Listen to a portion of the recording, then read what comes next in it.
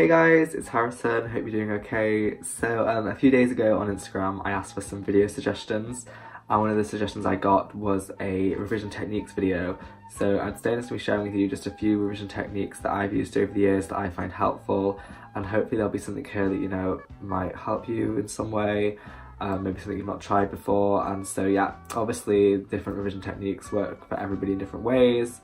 But hopefully there'll be something here that kind of suits you and the way that you revise. So for those of you who are new to my channel, have not seen me before, I'm Harrison. I'm currently in year 12 studying for my A-levels. Last year I did my GCSEs, so that was fun. And I'm studying Chinese, chemistry, maths and English literature. So these revision techniques, I'm going to try and cover lots of different subjects like humanities and sciences and everything. So hopefully these are just some tips that are universal, will be able to help you no matter what subject you're studying, or whether you're studying GCSEs or A-levels.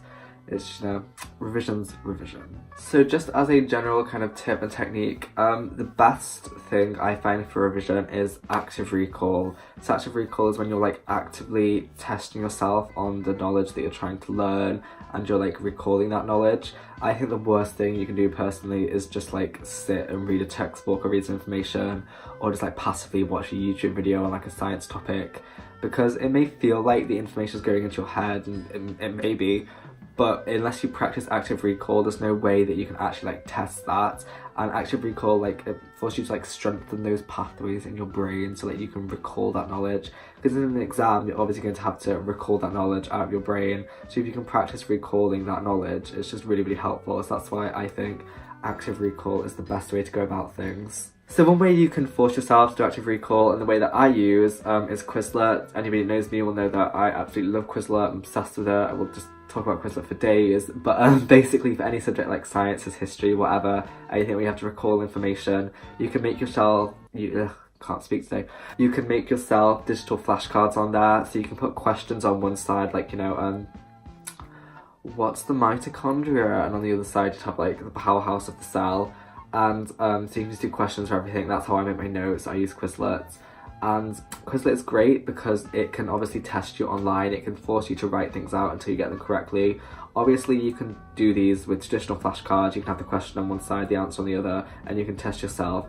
But I like Quizlet because one, it's online, so you can have it on all your devices, your phone, your laptop, whatever. I can use Quizlet on the bus, but it's everywhere. And also two, you can't really cheat with Quizlet. If you have a traditional flashcard and you're testing yourself, you can obviously let yourself off. Whereas on Quizlet, obviously because it's testing you, it's a machine testing you, then it forces you to actually be harsh on yourself and to actually recall the things correctly. So I just find it really, really useful. I love Quizlet. For learning other things like quotations for English, I use Memrise. So Memrise is this website where you can learn languages, but it's really useful for learning English quotations. So what I would do is I would go through a play or a book, and I would make a quotation bank, just all the key quotations for each character and each theme, and I would make a Memrise set for them. So it's really simple. You just put them into Memrise and you put them into sets. And then so you put the quotation down and you put a bit of description about the quotation. So I put who says the quotation, if it's a play or whatever, and why the quotation is a bit relevant, just so I can recall it. And then basically Memrise has a few different activities. You have to first match up the quotations, then you have to recall the quotation by putting the words in the right order, and then eventually you just have to type them out based on the prompts. So it's really good. It helps you learn the quotations, then it can obviously test you on them, and it's really, really useful. It keeps track of the ones that you've been learning. I think it's great. I use it all the time for learning quotations in English literature. So if you have to learn quotations, or even I guess dates and facts for history and stuff, I'd say Memrise is really good. So for humanities in general, where you have to kind of write an essay, so this would be I don't know, history, English, geography, I assume you have to write essays. We've never done geography. But for essay subjects, I've said it before, but doing essay plans and doing essay practice is amazing, especially if you kind of struggle to write under time conditions. I sometimes struggle to write under time conditions. The more practice you can get, the better. Essay plans are really good. What I like to do is, if you have a specific structure you have to follow, I remember GCSE history, it was literally 90% about structure. Whenever you make an essay plan, if you write a scaffold for yourself, the structure you have to use, I don't know, introduction, paragraph 1 for paragraph 2 again for conclusion, that would be a really basic essay plan. And then when you do an essay plan, you have to like force yourself to use that structure. So you'd write like introduction, like a plan for the introduction, paragraph 1, point, evidence, explain, paragraph 2, point, evidence, explain, conclusion. If you force yourself to make a plan based around that structure, and it doesn't take long to make an essay plan, then when you're in an exam under time conditions, you'll be so much more fluent with using that structure, and it'll just be so useful because you'll be comfortable using it under time conditions. It's really hard when you're stressed to stick to a set structure. So if you practice when you make essay plans using that exact structure, it's really, really useful. For languages, Quizlet again is your best friend. I cannot like talk highly enough about Quizlet, especially for languages. When you're learning vocab, basically you can, what I do is when I have vocab tests every week, I do Chinese as a language, when I have a vocab test every week, I make a set on Quizlet, and then for the end of year exam and for like my GCSEs, I just combined all the sets together and I had one super set with all the vocab I had to know in. Quizlet is great because obviously it can give you flashcards, it can teach you vocab, it can test you on vocab and make you play games. The mode that I use the most is called Write Mode. I think it's great. What you do is it basically tests you on every piece of vocab, and if you get it wrong, then it keeps it for the next round and it keeps testing you until you get them all right. It's really great because then after you've done the test, you can go back and you can highlight and star the ones you get wrong a lot, and so you can teach yourself those. You can use different modes to make sure you learn that, and then you can test yourself on them again. And obviously if you use that Quizlet set for a while, then it identifies the ones you keep getting wrong again and again and again, so it highlights to you the vocab that you really need to focus on, and it's just really useful. I used that last year for Latin and Greek GCSE, and oh my gosh, we just had so much vocab, and it was so helpful to be able to just exactly pinpoint the vocab that I kept getting wrong so I could focus on it. So yeah, I'd say Quizlet for vocab learning. When you have grammar, such as like word endings, like for noun declensions and verb conjugations, which are just really annoying, there's no kind of hard and fast way to learn it, like a cheat method. You kind of just have to force yourself to sit there and learn it. You know, read out the verb endings and like try and find like patterns and stuff.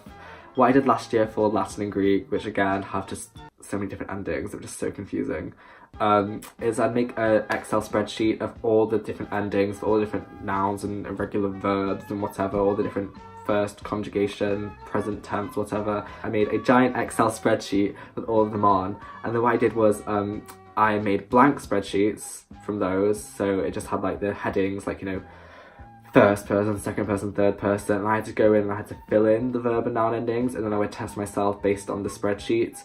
I found that really useful because it was just useful to sit down and write down all the endings. As I said, there's obviously like no hard and fast like way to do it, it's just rote learning, but I think using those spreadsheets is probably a good way of doing it because then you're like testing yourself again.